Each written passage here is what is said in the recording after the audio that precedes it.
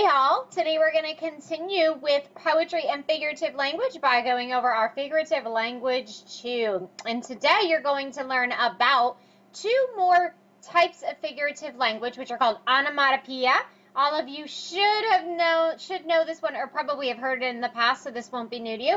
And hyperbole. Lots of fun with these types of figurative language today. Honestly, these are just fun ways to convey your ideas and express emotions. So let's take a look at what these mean in poetry.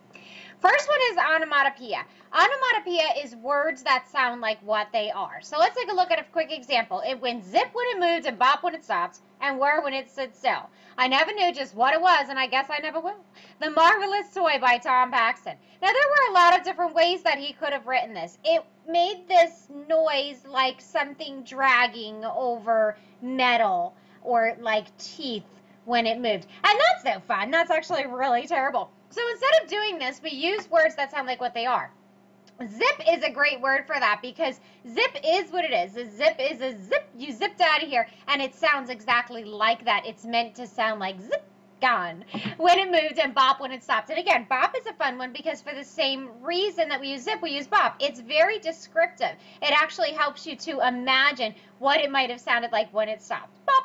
And whir when it stood still. And whir is another sound that is what it is. Think of your dishwasher or think of anything like that. An air conditioner, they do make a sound. They kind of whir, and that's onomatopoeia. So the word is whir, but it actually, it is what it is. It is the actual sound that the word makes. So that's what onomatopoeia is.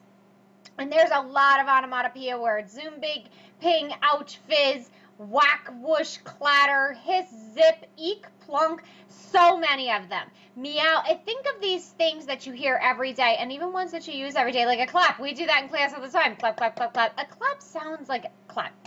It makes that noise, and that's why it's called a clap.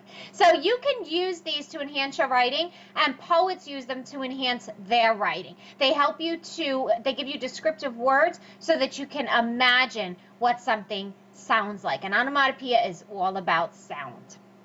That brings us to hyperbole. Hyperboles are exaggerations. It's just taking something and completely exaggerating it to the point of ridiculousness. Let's see what I mean by that. Here's a little poem called Appetite. In a house the size of a postage stamp lived a man as big as a barge. His mouth could drink the entire river. You could say it was rather large. For dinner he would eat 1 trillion beans and a silo full of grain, washed it down with a tanker of milk as if he were a drain. Now, none of these things are true. They're all exaggerations. The house is not the size of a postage stamp, but the reason that description was used is because it lets you know that it was very small. Lived a man as big as a barge. Is he as big as a barge? No, that's not possible. But a barge is a huge type of boat, so you start to picture in your head how big the guy may be. His mouth could drink the entire river. Could it though? Probably not. But they use this to let you know he could drink a lot. It's just an exaggeration to let you know that it's like a lot. You could say it was rather large, but then he would eat 1 trillion beans.